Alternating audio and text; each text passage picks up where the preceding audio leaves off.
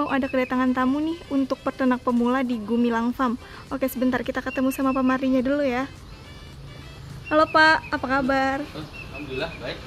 Ini mau ada kedatangan tamu nih Pak untuk peternak pemula. Oh, mau konsultasi kali ya? Iya Pak. Tamu mulu nih, dari ini capek saya. Jadi sudah aja.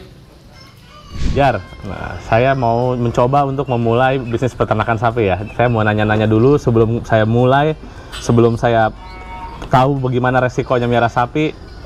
Saya boleh tanya-tanya Pak Mardi? Oh, monggo. Karena kan sekarang efek pandemi, saya nggak dapat kerjaan Pak Mardi. Saya di PHK sama perusahaan saya, akhirnya saya bingung mau ngapain. Ya, saya mau nanya-nanya tentang gimana caranya ngurusin sapi ini. Sip, santai ya. Santai aja. Apa dulu nih yang mau ditanya ini? Bingung dimulai nih. Sebenarnya kalau mau mulai usaha sapi itu jenis sapi apa sih yang harus saya beli? Kan sapi ada macam-macam nih, saya lihat nih, ada yang putih, ada yang merah nih. Oh. Yang saya tahu ya limosin lah yang saya tahu. Iya. Gimana iya. ini? Kalau mulai sih mungkin ini sih Mas, ditentukan dulu arahnya. Jadi arahnya mau kemana? Maksudnya mau dipanen jangka pendek, jangka panjang. Misalnya mau dipanen paling aman lebaran haji Mas sebetulnya, ya kan? Kalau lebaran haji berarti speknya yang untuk lebaran haji. Berarti beli sapi itu juga lihat juga dari apa ya, pangsanya dan segmennya ya, ada di daerah mana. Misalnya contohnya di Jakarta ini ya, saya di Jakarta nih, ini di Jakarta Timur di Pondok Ranggon tepatnya ini. Ya tentunya di sini kan paling orang itu favorit sapi merah ya, yang orang kenalnya limosin ya, paling tidak silangan lah. Nah, terus ukurannya juga harus di kira-kira gitu ya, kira-kira nanti kalau misalnya kayak sekarang ini kan hamin 7 bulan ya, hamin 7 bulan itu berarti diperkirakan nanti 6 bulan yang akan datang, jangan langsung 7, 6 bulan kan udah boleh jualan tuh. 6 bulan yang akan datang sapi itu sudah masuk secara syariatnya, sudah masuk syarat kurban gitu ya, usianya, kemudian ukurannya ya kan. Nah dari ukuran itu juga melihat dari lagi-lagi segmen mana yang akan diarah, sehingga ujung-ujungnya di daya beli lah, sehingga ukuran sapi itu seberapa gitu loh. Itu dulu yang ditentukan Mas. Mau jualannya Mas Fajar ini mau jual lebaran aja atau sekedar pelihara seneng gitu loh, itu dulu. Kalau saya kan ya korban YouTube zaman sekarang lah Pak Mardi. Itu. Jadi kalau korban YouTube zaman sekarang, kalau sekarang saya lihat-lihat tuh di YouTube banyaknya penggemukan sapi 1 hari 1 kilo untung sekian gitu kenaikannya ya. Iya, ini yang saya pelajarin di YouTube. Atau misalkan 3 bulan potong kenaikan sekian, selisih sekian, itu sekian, itu gimana itu? Kalau itu berarti arahnya Mas Fajar mau ini jual karkas, berarti penggemukan untuk dipotong ke jagal. Itu bisa 3 bulan, bisa juga 4 atau 6 bulan. Kalau misalnya Mas Fajar mau arahnya ya sudah saya 3 bulan panen, berarti Mas Fajar belinya sapi-sapi yang sudah semi itu artinya sudah gemuknya sekitar 80% lah sebelum itu 100% dipotong gitu ya. Kalau dari kendala resikonya lebih besar yang main potongan 3 bulan atau yang main lebaran haji? Lebaran haji yang paling rendah resikonya. Iya. Apa resiko yang short itu yang tadi yang 3 bulan tuh, apa resikonya penggemukan tuh? Resikonya yang pasti kan beli sapi besar. Pertama modalnya besar. Karena kalau untuk penggemukan itu syaratnya ya bisa dibilang wajib kali ya. Itu sapi udah poel. Nah, sapi udah poel itu kan berarti sapi-sapi sudah besar. Nah, secara modal sudah besar itu. Sehingga kalau kenapa-napa itu risikonya tinggi modalnya. Nah, risiko realnya apa sih? Ya tentunya kan sakit segala macam ya. Apalagi kalau pemula nih, kan sebetulnya kompleks Mas. Sapi masuk kandang itu kan tidak langsung seperti kayak gini misalnya langsung makan, kan enggak. Kadang-kadang ada yang sampai sebulan tuh makannya belum mau gitu ya. Itu kalau pemula biasanya stres. Apa yang bikin sapi nggak mau makan Mas? Biasanya pertama stres. Nah, stres itu sendiri biasanya karena ada perubahan cuaca atau perpindahan tempat. Itu masalah sapi, atau memang dia sebetulnya belum terlalu sehat dari tempat asal gitu loh. Tapi taruhlah itu sapi normal ya, biasanya pindah tempat itu juga stres gitu, pindah pakan gitu kan. Nah itu bagi pemula itu problem itu. Nah buat pemula kayak saya, gimana cara cari sapi yang sehat gitu, yang simple aja Pak Mardi. Misalkan Pak Mardi ke mana, beli ke peternakan mana, terus wah ini sapi sehat, gimana cara nentuinnya? Ya pertama kan dari penampakan ya, dari penampakan sapi itu kalau yang udah paham sih dari matanya udah kelihatan. Matanya itu bening, bercahaya gitu lah artinya. Ada kehidupan lah gitu ya. Kurang lebih begitu ya. Kadang-kadang suka ada yang nangis gimana? Nah, kalau itu berarti dirasain. Sebetulnya kan dia makhluk hidup ya kayak kita ya. Jadi kalau sapi itu misalnya, makhluk apapun sapi itu sama lah. Ketika karena itu hewan, ketika nangis berarti ada yang sedang diderita itu. Entar luka di mana. Kalau luka luar sih masih gampang, Mas. Tinggal ini kasih katakanlah nanti pakai antibiotik atau mungkin antibiotik luar semprot, salep dan sebagainya. Tapi kalau dalam, nah juga kalau mau beli sapi gini, tolong luangkan waktu yang agak lama. Karena apa? Salah satu yang agak rentan itu kalau batuk. Nah batuk itu kan butuh waktu kita nongkrong di tempat itu. Kita nggak langsung datang, kadang-kadang setengah jam itu begitu ini tahu-tahu batuk. Nah kalau batuk itu saya sarankan jangan, karena berarti yang keserang dalam tuh paru-paru. Nanti lambat itu. Oh nggak kayak orang ya 5 hari sembuh gitu batuk enggak ya? Enggak. Justru kalau saya sendiri paling sulit itu pengalaman itu menyembuhkan kalau batuk. Gitu. Jadi agak lama. Jadi sebenarnya penyakit yang umum buat sapi itu apa aja? Penyakit umum sapi itu yang sering itu cacingan gitu ya. Cirinya apa itu? Kalau cacingan dia bulunya berdiri, ya kan? Bulunya berdiri, bulu kan? Belakang gede? Iya, pokoknya pada agak berdiri gitu, terus kadang perutnya gede, terus apa? Ya dia agak layu lah, kayak gitu. Jadi nanti nggak gemuk-gemuk juga. Nanti ada pengenalan sendiri, harus pakai obat khusus gitu ya. Kompantrin bisa itu, obat orang? Iya sebenarnya kemarin PMK juga obat orang banyak dipakai ya. Sebenarnya prinsipnya sama lah, nanti tinggal main dosis. Tapi kalau misalnya mau pakai yang tepat ya, ada juga yang khusus obat cacing. Lebih murah obat orang apa obat hewan? Iya sebenarnya lebih murah obat hewan, obat orang. Sorry, sambil obat ngopi ya? Iya ya udah, udah dikasih gini kopi ya. Iya. Makasih loh. Oh lebih murah obat hewan? Obat manusia dong. Obat manusia. Iya, tinggal main dosis. Obat gitu. hewan nggak ada generik berarti ya? mahal. Obat hewan tuh mahal. Apalagi kalau udah yang hewan yang untuk tadi obat cacing yang diinjek ya, itu agak mahal itu. Gitu, memang hanya beberapa mili, tapi memang efektif. Gitu, tergantung inilah. Kalau obat manusia kan harus tahu dosisnya, dikali sekian gitu loh. Obat hidup. Terus selain cacingan apa lagi yang umum lagi? Cacingan ya selain itu apa tadi? Apa namanya? Biasanya luka-luka sih ya, luka-luka, bawaan luka-luka baik dari leusana atau mungkin proses transportasi. Oh jadi di jalan kegesek ya, gitu ya? Dan itu kadang nggak nampak, nggak nampak itu. Jadi nanti setelah 1 bulan, 2 bulan baru nampak, baru muncul dari koreng. Karena awalnya mungkin kegesek tuh Mas ya, kegesek, memar, begitu 2 bulan, loh kok tahu-tahu korengan gitu loh. Padahal sebenarnya dari awal handling di jalan dulu, transportasi, kegesek gitu loh. Oh misalkan karena misalkan abis saya luka terus kulitnya tipis gitu, gesek lagi luka lagi gitu? Iya, makanya itu juga harus segera ditangani gitu loh. Luka lama yang kembali muncul gitu. Kayak inget sama mantan pacar kemarin. Gitu.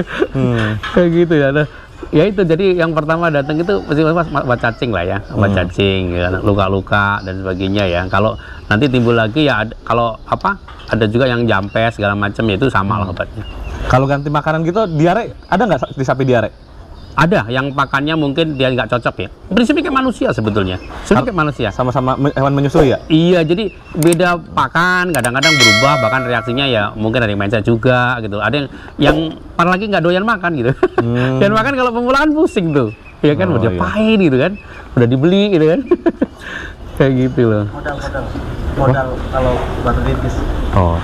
Nah, sekarang Pak Mardi ya, hitungannya dengan modal minim berapa saya kalau main usaha sapi itu bisa berjalan, dan hitungannya gimana? 10 sapi misalkan saya bisa bayar 1 karyawan, itu gimana kalau di sapi potongan Idul Adha? Ya, tapi ini masih sambilan ya, belum apa. Kalau misalnya sambilan sih nggak terlalu besar ya. Jadi gini aja, misalnya sekarang beli sapi untuk lebaran haji, ya kan? Kalau udah hampir 6 ini, itu beli sapi minimal tingginya 120 Mas, ya kan? Dan jangan yang super. Pemula sangat super kan, yang biasa aja. Ini pemula ya, namanya juga pemula kan, jadi harus meminimalisir risiko. Beli yang biasa aja, ya cenderung mungkin malah gak di bawah standar kalau bisa.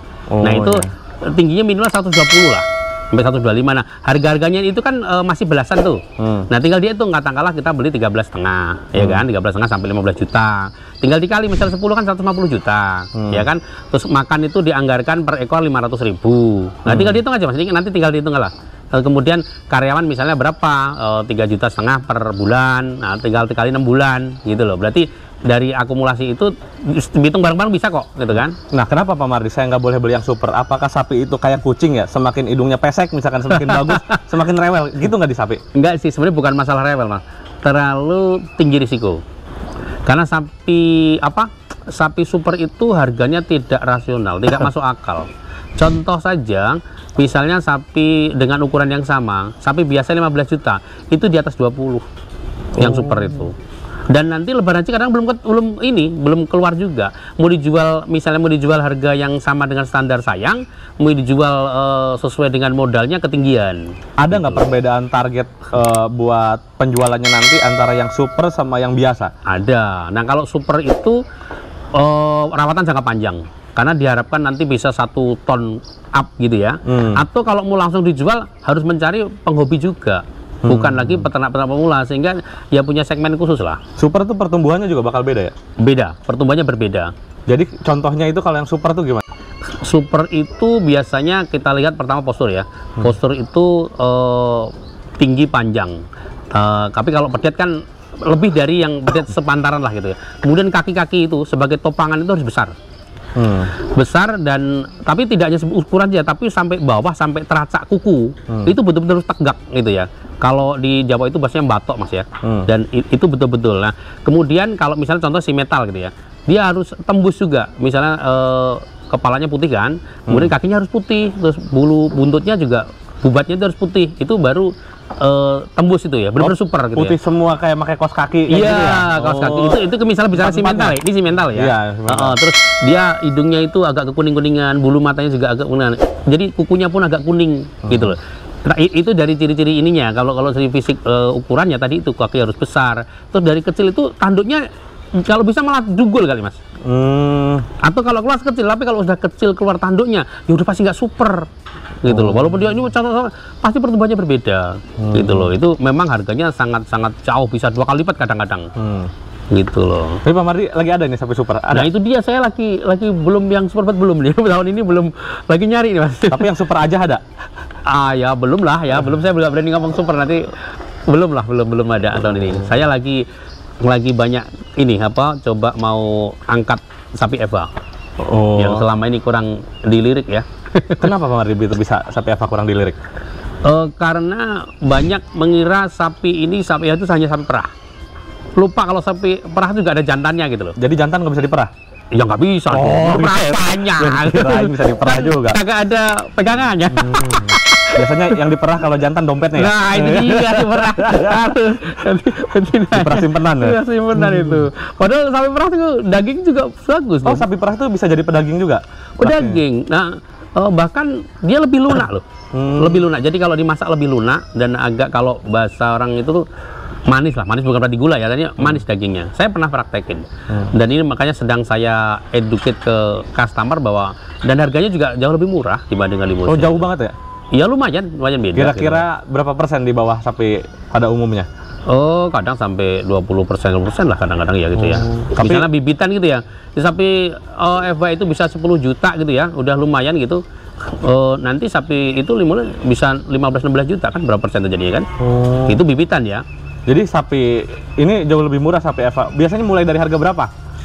Jualnya nanti? Enggak, kalau kita beli itu mulai dari harga berapa biasanya? Kalau beli ini ya mulai dari 8 juta lah ya. Wah, kadang 7 juga dapat kalau lagi 7 juta. 7 juta. Saya bisa pinjol itu, Pak. Kalau 7 juta doang. Pinjol, hati-hati nanti. Dikejar-kejar. Tapi itu ngelihat momen ya. Momen maksudnya sekarang agak murah nih. Tapi kalau namanya habis lebaran haji tank gitu ya, 0 tahun lebaran haji, itu sapi aja semua mahal. Jangan belanja di saat itu. Nah, berarti sebenarnya beli sapi pun ada momen-momennya gitu. Iya. Kapan murahnya, kapan mahalnya. Ada gitu ya? momen-momennya. Kita mau belanja sapi apa, ada momennya. Jual kan juga ada momennya kan. Jadi kalau pemula itu biasanya memang kelemahannya tidak ngerti momen ya. Jadi hantam aja kapan dia suka. Terus terobsesi sama sapi-sapi super gitu ya. Terus maunya semua ideal. Padahal semua tidak harus ideal. Berangkat dulu dari yang sederhana. Yang penting jalan dulu gitu kan. Baru nanti jalan gitu loh. Jadi sebenarnya saya kalau mau mulai usaha sapi buat pemula kayak saya ini, saya harus tahu tujuannya saya di kandang tuh mau apa. Persis. Oh. Kalau nggak tahu ya nanti bingung mas, nanti ujung-ujungnya ke bawah angin terus. Ya, ada orang beli sapi super ikutan, beli sapi ini ikutan, nggak jelas. Begitu lebaran haji bingung gitu loh. Yang paling aman kita jual di lebaran haji gitu loh. Jadi sapi apapun kan waktunya panjang tuh, kita treatment jadi bagus, judulnya lebaran haji itu gemuk aja, gemuk dan sehat. Insya Allah banyak peminatnya gitu. Nah sekarang di kandang nih ngomong-ngomong ada berapa ekor ya? Kok kayak banyak banget nih? Kemarin sih sudah 100 lebih ya.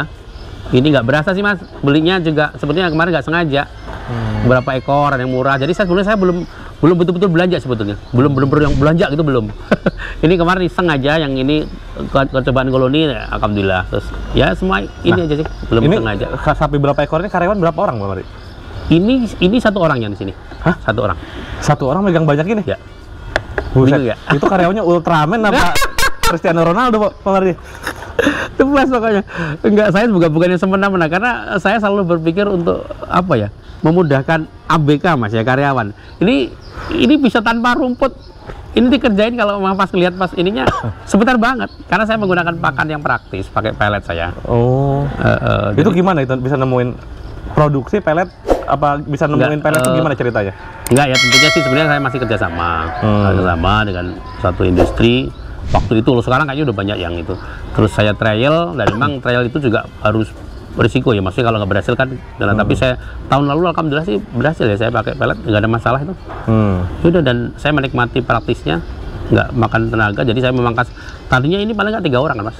Oh. Sekarang 1 orang nggak? Iya, saya kalau lihat di Jawa malah 4 ekor sapi 1 orang. Makanya saya kadang-kadang suka ketawa, cuman ya itu tadi, pemula itu kadang-kadang juga belum punya ini ya, prinsip mau gimana, enggak terombang-ambing lah. Jadi belum bisa membedakan antara ambisi dan visi gitu ya. Jadi pelet itu ada kepraktisannya aja yang Pak Mardi ambil? Saya utamanya itu praktis, sehingga saya ini mas bisa nyambi. Kalau yang saya pelajarin kan selama ini saya juga kan karena udah serius mau usaha sapi ya. Saya mempelajari kan ampas tahu katanya paling murah di Jakarta kan. Iya. Nah sedangkan Pak Mardi kan kandangnya di Jakarta ini. Iya. Kenapa nggak pakai ampas tahu? Ampas tahu itu kan beritanya, sebenarnya bukan apa, itu kontinuitasnya, yang tidak kontinuitas keberadaannya itu tidak stabil. Karena? Ya nanti biasanya itu misalnya gini, saya awal tahun itu banyak yang nawarin nih. Oh dari pabrik tahu tuh. Oke, deal, kirim per hari 50. Nanti begitu 3 bulan ke depan itu nggak ada segitu lagi. Banyak yang pelihara sapi lagi, ampas nggak stabil lagi. Belum lagi ada goncangan, misalnya tiba-tiba ada demo. Apa tuh? Demo tukang tahu ya? Iya. Tiba-tiba nggak ada. Harga naik ya biasanya. Iya, terus tiba-tiba itu, maaf nih, saya bukannya ini ya, tapi kenyataan ya. Tahu-tahu tuh dikirimnya nggak sampai dengan komitmen, tiba-tiba kok cuma separuhnya. Bahkan karena nggak dikirim mas. Gitu loh, budaya kayak gitu ya kita capek lah ngadepin kayak gitu terus. Gitu loh, ya sudahlah, kita pakai yang praktis, yang kontinuitasnya terjamin gitu loh, ada terus gitu loh. Terus untuk apa ya namanya, gizinya gimana sama ampas tahu pelet yang tadi tuh? Kalau secara nutrisi jauh lah, dia terukur kan, dia melalui ada labnya juga ya hasilnya. Dia itu PK-nya itu sampai hampir 17%. Kalau ampas tahu kan paling 20%, itu pun yang bagus. Kalau yang nggak bagus nggak sampai kan. Kalau untuk harga? Relatif. Karena gini, kalau dibandingkan apple to apple gitu mungkin kelihatan mahal. Tapi bayangkan berapa nilai harganya ketika saya menikmati kepraktisan. Ya banyak yang terpangkas di situ problemnya. Pertama, dari tenaga kerja tadi, yang tadinya misalnya 3-4 jadi 1 orang. Saya lebih mudah mengontrol, ya kan? Terus kandang saya kelihatan lebih bersih gitu kan ya, rapi. Dan ketika yang paling krusial, ketika karyawan Mas Fajar misalnya tiba-tiba tidak bisa kerja, entah sakit, pulang kampung atau keluar, dan saya tidak bisa ngarit. Nah, wah iya juga ya. Itu yang paling yang kenapa saya menarik itu gitu loh. Ya saya sih, teman-teman silahkan ya, saya ini yang saya jalani lah selama ini kayak gitu. Itu saya tahun lalu itu, apalagi kalau lebaran haji itu, saya nggak nah gini, saya tahu itu kan kadang-kadang trennya di saat menjelang hari besar itu, berapa hari sebelum dan hari H dan sudah itu dia nggak produksi tahu kan mas. Nah sementara ampas tahu, satu lagi nih mas, ampas tahu itu memang kelihatannya sekal gemuk ya, tapi begitu 3 hari nggak makan langsung habis tuh daging. Sapi perah juga apalagi itu sensi lagi. Makanya ya sudah, begitu menggunakan ini itu ya banyaklah kelebihan kalau misalnya mau diuraikan ya gitu. Buat teman-teman semua nih yang mau tahu untuk kelanjutan dan keseruan lainnya di part 2, Jangan lupa di subscribe dulu biar nggak ketinggalan videonya ya.